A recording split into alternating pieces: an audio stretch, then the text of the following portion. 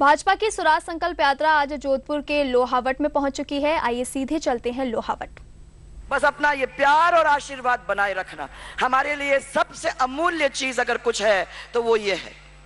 अब हमारे मंच के ऊपर बैठे हुए भारतीय जनता पार्टी के राष्ट्रीय उपाध्यक्ष सतपाल जी और राष्ट्रीय सचिव भूपेंद्र जी, पूर्व केंद्रीय मंत्री कैलाश जी मेघवाल और सांसद अर्जुन जी मेघवाल, प्रदेश उपाध्यक्ष ओंकार जी, पूर्व मंत्री रामनारायण जी डूडी और जनार्दन सिंह जी, और यहाँ के बहुत ही लाडले विधायक गजेंद्र सिंह साहब, पूर्व सांसद जसवंत सिंह जी और विजय जी पूनिया, पूर्व मंत्री खेमाराम जी, राजसीको के पूर्व अध्यक्ष मेघराज जी लोया और शंभू सिंह जी खेतासर साहब, भैराराम जी सियाल जी, पूर्व विधायक नारायण जी बेड़ा और जिला अध्यक्ष गजे सिंह जी, जिला अध्यक्ष अनीता जी चौधरी और पूर्व विधायक श्री हरीश जी कुमावत और शिवराज जी बिश्नोई और मेरे सब साथ में बैठे हुए भाजपा के कार्यकर्ता और नेतागण, आप लोगों के सामने अब ये करीबन 170 मीटिंग हो गई हैं और 13,800 किलोमीटर हमने पूरे करके ये आखिरी दिन, क्योंकि कल जोधपुर में हमारा पूरा कार्यक्रम निपट जाता है, ये इतने 4 महीने 4.5 महीने के अंदर पूरे राजस्थान का भ्रमण करने का मुझे मौका मिला है और रेगिस्तान से लेके पहाड़ तक और 50 डिग्री गर्मी से लेके बरसात के अंदर आप लोगों के बीच में आपके साथ चल के और आपकी समस्याओं को बड़े पास से निकट से देखने को मुझे मिला है। मैं जहां जहां गई हूं मुझे लगा कि वो उदयपुर के अंदर कुछ होगा तो जोधपुर के अंदर कुछ और होगा और आपके अजमेर के अंदर अलग होगा, परंतु मैं आपको सबको ये बताना चाहती हूं कि सबकी समस्या वही है। आपके और अजमेर, आपके और उदयपुर, आपके और जयपुर, किसी के बीच में कोई समस्या का फर्क नहीं है। वही पानी की मुसीबत, वही बिजली की मुसीबत, वही सड़क की मुसीबत, वही रोजगार नहीं है और आप लोग चिंतित हो रहे हैं, और वही डॉक्टर और टीचर नहीं है। ये मुसीबत एक एक जिले के अंदर हमको देखने को मिली है। आज लोहावट विधानसभा के अंदर से हम जब निकल रहे हैं तो सबसे बड़ी समस्या आपकी है पेयजल की, है ना माताएं बहने? पानी की है ना?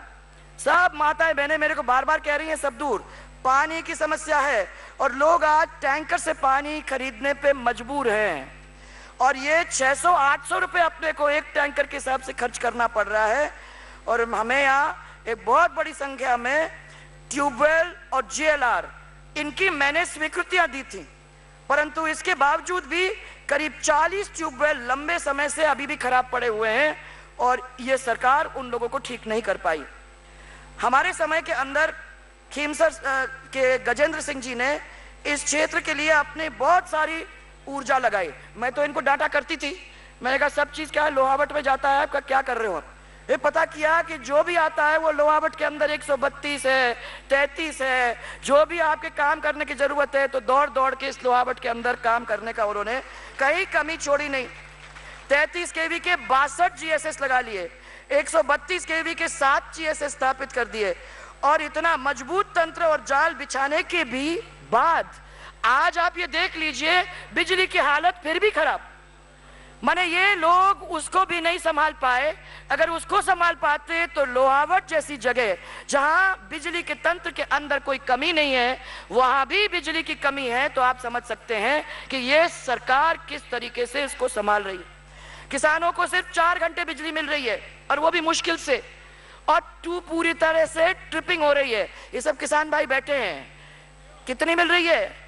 3-3.5 घंटे 4 घंटे मिल रही है ना, और वो भी ट्रिपिंग के साथ, सही तरीके से नहीं मिल रहा है। और इसी तरीके से माताएं बहनें, मैंने चला के सिंगल फेज की बिजली आप लोगों के लिए निकाली थी। इस सिंगल फेज की बिजली के अंदर हमने ये सोचा था कि आपको घर के अंदर बच्चों को पढ़ाने के लिए भी बिजली मिल जाएगी और आपको घर के काम के लिए भी बिजली मिल जाएगी। और मैं जब चली गई थी 2008 के अंदर तो आप लोगों को करीबन 18 घंटे बिजली दे के गई थी, और अब आप देख लीजिए कि मैं पता कर रही थी तो बताया मेरे को कि मुश्किल से आप लोगों को 10-12 घंटे बिजली मिलती है। क्या ये सही है? 10-12 घंटे बिजली, और वो भी ट्रिपिंग के साथ। और मैं आप लोगों को सबको कहना चाहती हूं कि बीपीएल के परिवारों ने कनेक्शन के लिए जो आवेदन किए हैं वो भी स्वीकार नहीं किए गए हैं, अभी तक उनको किसी को बिजली नहीं मिली है। अरे मैं पूछना चाहती और नहीं, मैं बताना चाह रही हूं आपको कि सरकार अपनी आएगी तो सबसे पहले माताएं बहनें जो ये सिंगल फेज की लाइन आप तक आई है उसमें 24 घंटे बिजली देने का काम हम लोग आपके लिए करेंगे। तो घर के अंदर 24 घंटे बिजली आपको जरूर मिलेगी। राजस्थान में 70% आबादी गांव के अंदर रहती है। इसमें 80% आबादी ढाणियों के अंदर निवास करती है और ढाणियों के लिए हमने मुख्यमंत्री सबके लिए योजना बनाई थी और इसके थ्रू कनेक्शन देने का काम हम लोगों ने शुरू किया था।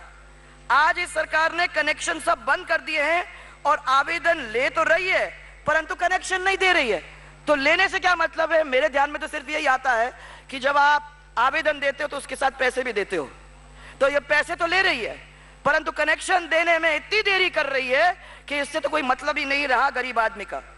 कनेक्शन के लिए जमीन का रूपांतरण मांगने लगी आजकल, जो हमारे समय के अंदर कभी करने की आप लोगों को जरूरत नहीं थी, आज आपको करना पड़ रहा है। और मुझे समझ में नहीं आता है कि इसको करने से उनको क्या फायदा है, क्योंकि हमने अगर उस समय चला लिया होता तो अभी भी उनको चलाना ही चाहिए था। इस चीज को हमने ये देखा कि अपने टाइम के अंदर हमने आपसे पैसे तो बढ़ाए नहीं परंतु अच्छी क्वालिटी बिजली आप लोगों को ला के दी।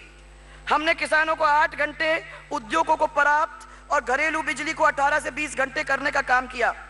आज प्रत्यक्ष और अप्रत्यक्ष रूप से आपके बिजली के दाम बढ़ गए हैं। जो घरेलू बिजली है माताएं बहनें वो तो 3 बार, और जो अघरेलू बिजली है उसको 8 बार बढ़ाने का काम इस सरकार ने किया है। और आज के जमाने के अंदर जब बिजली नहीं मिल रही है, मैं तो ये कह रही हूं कि अगर बिजली सही तरीके से मिले तो दाम ले लो, परंतु जब बिजली नहीं मिल रही है ऐसे टाइम पे हमसे दाम ले जाओ तो ये कितना बड़ा पाप है गरीबों के साथ। मैं समझती हूं कि इस तरीके से सरकार को करना ही नहीं चाहिए था, परंतु उनने करने में कोशिश मैंने छोड़ी नहीं है और आप लोगों को बहुत ही त्रस्त करके गांव के अंदर छोड़ा हुआ है। लोहावट की चिकित्सा व्यवस्था मैं पता करना चाहूंगी। एक प्राथमिक स्वास्थ्य केंद्र के हवाले छोड़ दिया आपको, इतनी सारी जनता है और उनको सब एक प्राथमिक स्वास्थ्य केंद्र के ऊपर छोड़ दिया है। इस पीएचसी के अंदर कोई महिला डॉक्टर नहीं है माताएं बहनें, तो कहां जाना पड़ता है? कोई बीमारी हो गई तो आप लोगों को जोधपुर जाना पड़े, ये आपकी स्थिति हो गई है। और ना कोई टेक्नीशियन है, परंतु अखबार में जब हम पढ़ते हैं तो हमें यह बताया जाता है कि आप लोगों को फ्री तो दवाई मिल रही है और फ्री आपकी जांच हो रही है। कि आपको फ्री जांच और फ्री दवाई मिल रही है क्या? किसी को मिल रही है या किसी को? ये बता दो मुझे, किसी को गेहूं 1 किलो गेहूं 1 रुपए के हिसाब से किसी को मिल रही है क्या? है किसी को मिल रहा है क्या? क्योंकि तो बताया जा रहा है कि मिल रहा है, आप लोगों को दे रहे हैं। वो पोस्ट कार्ड जो आते हैं ना पेपर में, उसमें ये लिखा जा रहा है कि आप लोगों को 1 किलो गेहूं 1 रुपए के हिसाब से गांव के अंदर दिया जा रहा है। क्षेत्र की सड़कों की क्या हालत है भाइयों, मैं तो जहां गई हूं 7 संभाग के अंदर मेरे को यही देखने को मिला है कि जहां गई वहां सड़क खराब। आप लोग मालूम नहीं बोलते क्यों नहीं हो? किसी को कहा नहीं। मैं गांव वालों से पूछा तो गांव वालों ने कहा जाएंगे और कहेंगे तो किसको कहेंगे, क्योंकि हमारी बात तो कोई सुनने को नहीं है। और अगर हमने धरना फसाद भी कर दिया तो केस लगा देते हैं और फिर हमारे बारे में भूल जाते हैं। यह स्थिति है और हम कहां जाएंगे, किसके पास जाएंगे? इससे बेटर तो यह है कि सरकार ही बदल देंगे और जब सरकार बदलेंगे तो हमारे ये सब काम पूरे हो जाएंगे। ये आप लोगों सबको मैं विश्वास आज दिलाना चाहूंगी।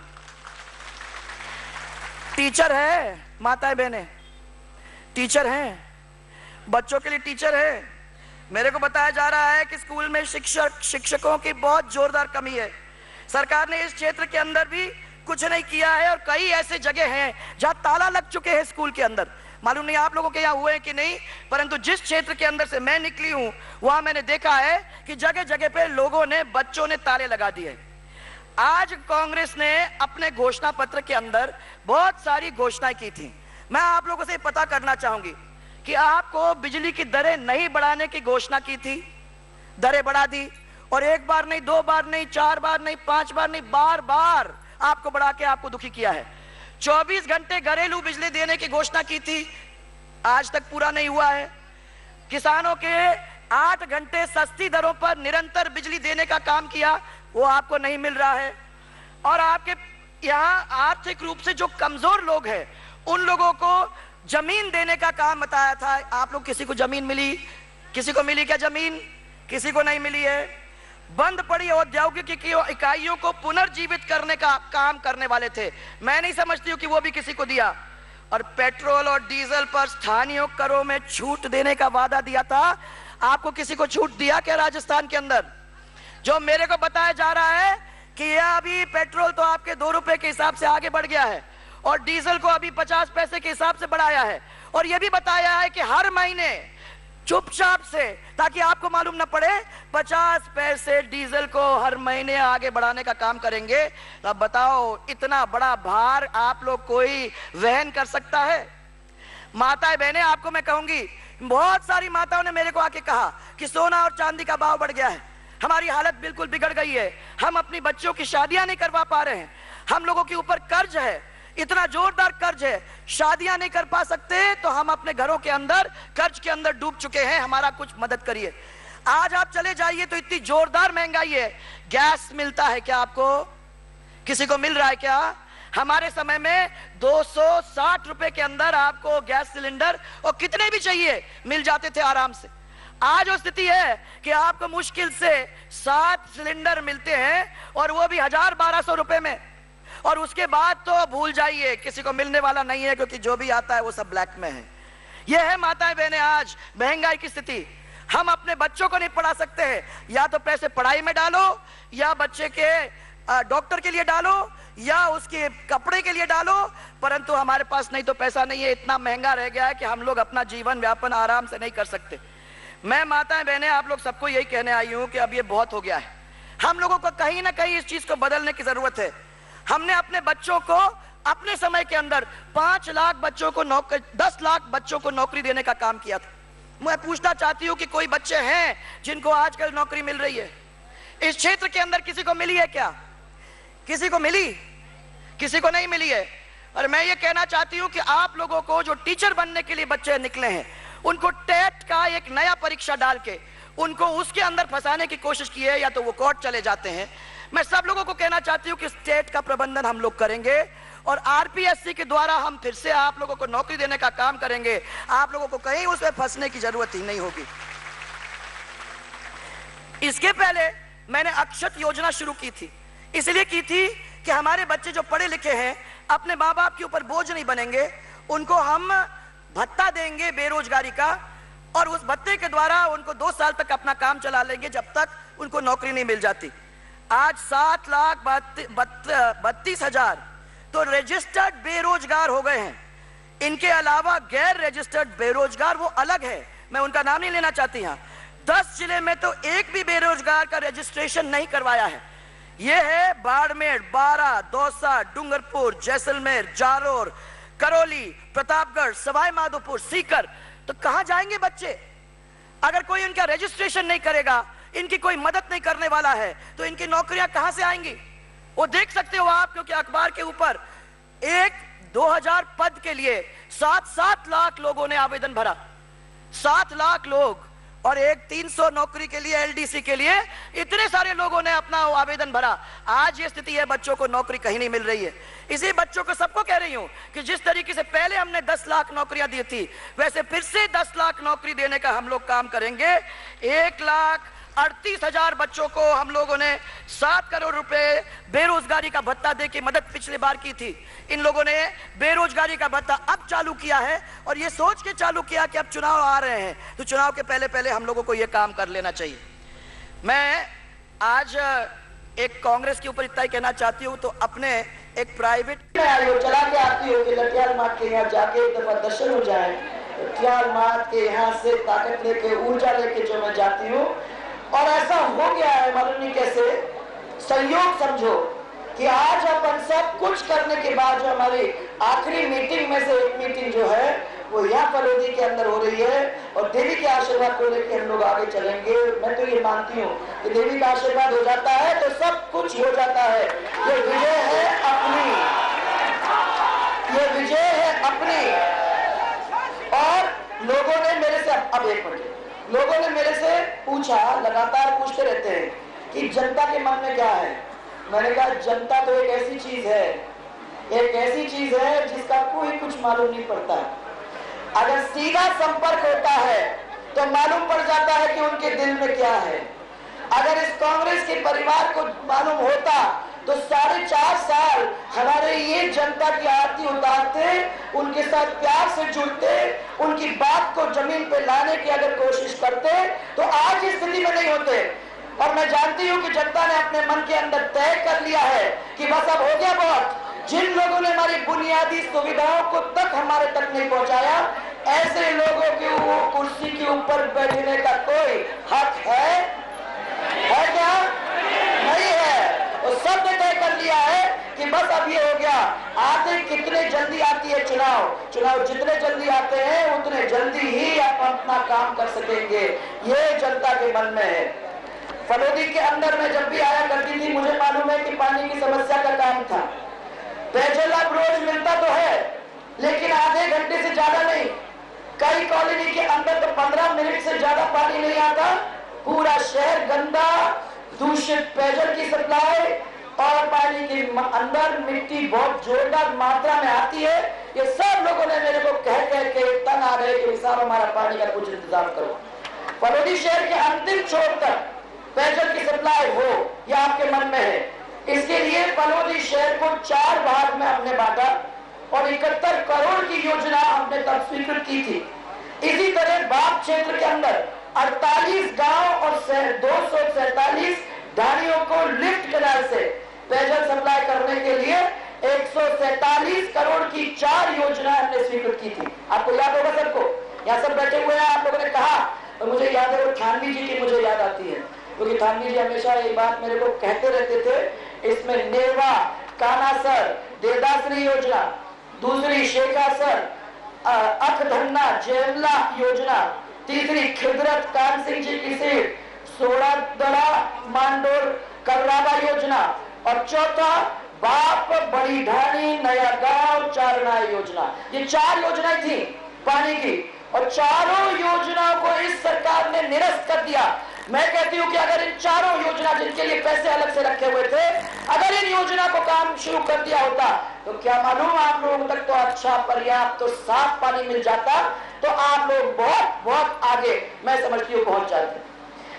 खिदरत कानासर फलोदी और पोखरण लिफ्ट कैनाल वर्तमान में अब बंद हो गई है, और इसकी वजह से नहर और जो इनकी वितरिकाएं हैं वो बिल्कुल ही खराब हो गई, और इसकी वजह से टूटी भी हुई है।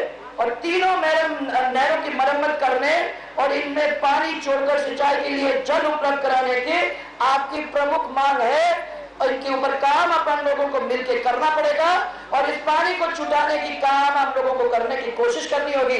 ये मैं सब लोगों को कह देती हूँ कि इसमें कोई कोर कसर हम लोग नहीं छोड़ेंगे कि लड़कियां मार्ग की जमीन है।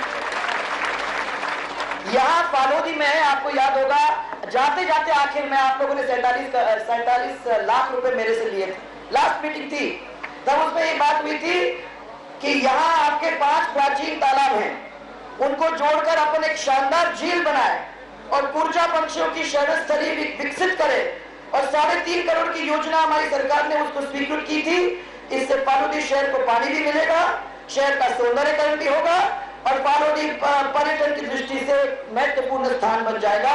इस हमने काम शुरू कर दिया था, परंतु ये सरकार आई और इसने आते ही इस महत्वपूर्ण कार्य को बंद करने का काम किया। ये हमेशा ये करती है। इसी तरीके से आपका ऐतिहासिक एक प्राचीन किला था, इसके लिए आपने वो 47 लाख मेरे से लिए थे और उसको जीर्णोद्धार कराने का काम चालू किया था, परंतु अब फिर नए बजट में उसको स्वीकृत नहीं किया गया। और जिस बात को हमने मरम्मत कर लिया वो तो फिर भी ठीक है, पर जो मरम्मत नहीं हुआ वो बिल्कुल खंडर बन गया है और उसकी गिरने की पूरी संभावना है। कभी भी इसके अंदर बड़ा हादसा हो सकता है। तो 4 महीने के अंदर अपना काम हो जाएगा, अपनी सरकार आ जाएगी तो इस किले को भी अपन ठीक करेंगे।